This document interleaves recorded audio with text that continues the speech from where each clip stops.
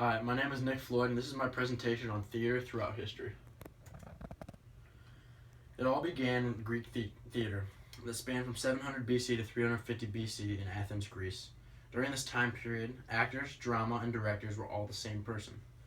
It started with plays to celebrate gods, specifically the god Dionysus, and a festival called the City Dionysus.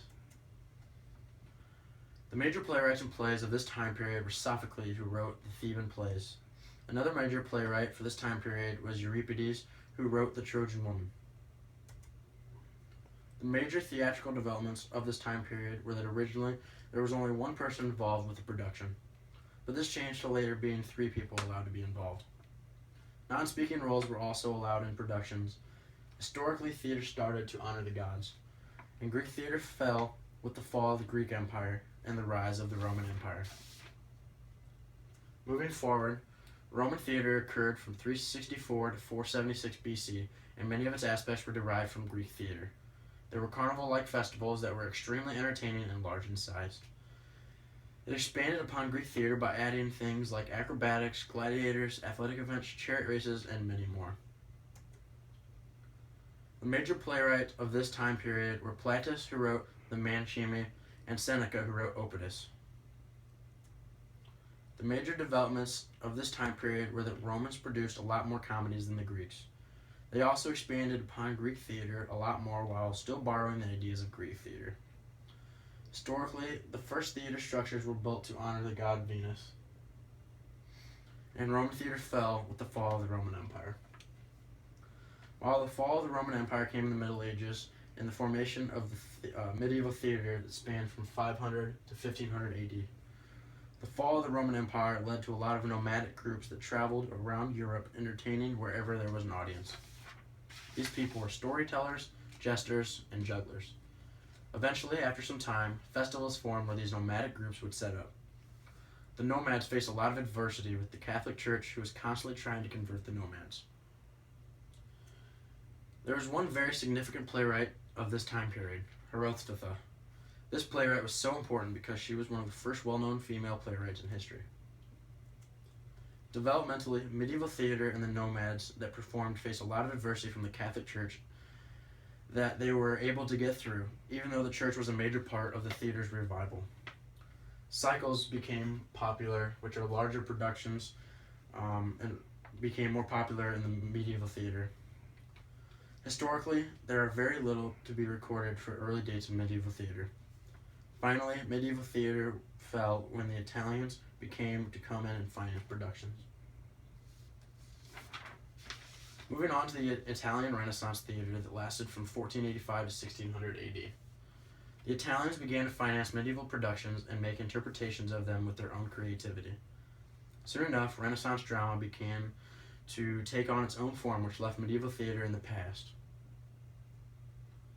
The major playwrights of this time period were Ludovico Ariosto with Orlando Furioso and Niccolò Machiavelli with La Mandragola. In this time period, there were a lot more use in the development of architecture and paintings when it came to sets for the theater. And historically, this was the first time period to stray away from comedic theater.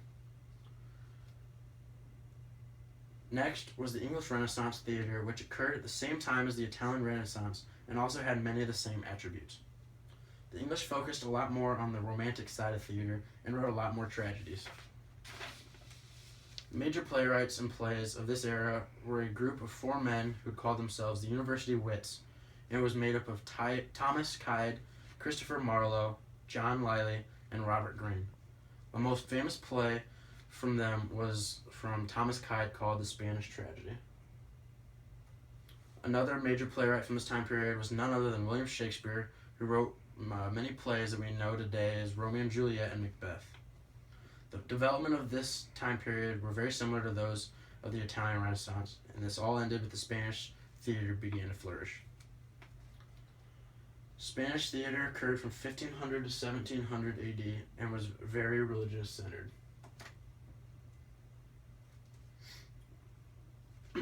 There were festivals called the Corpus Christi festivals that emphasized the power of church. These plays were called autos sacramentales. The major playwrights of this time period were Lope de Vega, who wrote The Dancing Master, and a man who went by Calderon, who wrote Life is a Dream. Developmentally, theater popularity was on the rise during this time period as it really implemented religion into performances. Also historically, many playwrights in this time period were first to use Spanish history in their work. Moving on to the French neoclassicism that lasted from 1500 to 1700 AD. Playwrights created plays to satisfy the aristocrats that they were performed for. However, later in the 1500s, more skilled playwrights came to Paris and French theater became more prevalent. The major playwrights for this time period were Pierre Corneille with Le Cid and Jean Racine with Phaedra. This was a big time for developments when it came to forms of theater. During this time period, the 5-act form was created and courses were brought back into plays. However, historically, since plays were very similar to a long period of time, not much was impacted during the beginning of the 15th century. Next up is the English Restoration drama that lasted from 1642 to 1800 AD. During this time period, Puritans tried very hard to drive out what they thought was sinful theater, so very little was done until 1660. The Restoration began when Charles II returned to England and brought back the arts with him. Playwrights in this time period consisted of William Wycherley, who wrote The Country Wife, and John Vanbrugh, who wrote The Provoked Wife. This time period showed a lot of adversity while medieval theater did because all of the laws that overcame when Charles II came back. There were also a lot of design developments that happened during this time. Historically, this was the first time when actors and actresses became famous and well-known celebrities. A lot of aspects of the Restoration theater were also greatly accepted moving forward, and serious plays were also prohibited by Charles II himself. Next, we have melodrama that took place in the 18th and 19th centuries and combined spoken word with the accompanying music that played separately. Playwrights also typically composed some of the music during this time as well. The major playwrights of this time were Jean-Jacques Rousseau with Pygmalion and Frank Schubert with The Magic Harp. Schubert was also a very popular composer of this time period. Not only did playwrights of this time period implement music into their performances, but it also gave underpaid musicians a chance to get back and catch their break. And historically, the restrictions that Charles II placed before were broken with melodramatic theater. Next up is realism, that lasted from 1850 to about 1910 AD. During this time period, science and finding out the truth was very popular. So obviously, this bled into arts as well, and the purpose of theatrical realism was to make mankind better in some way. The major playwrights of this time period were Alexandre Dumas with Camille and Henrik Ibsen with Pillars of Society. The developments in this time allowed for real-world scenarios to enter the world of theater, and aspects of this stuck around for much of the 20th century until more creative minds like ones of postmodernists came about. Finally, we have postmodernism, which started around 1940 and is still occurring today. Postmodernism meant to raise questions for audience to answer themselves, instead of answer them from the theater. This was a clear response to the previous theatrical realism.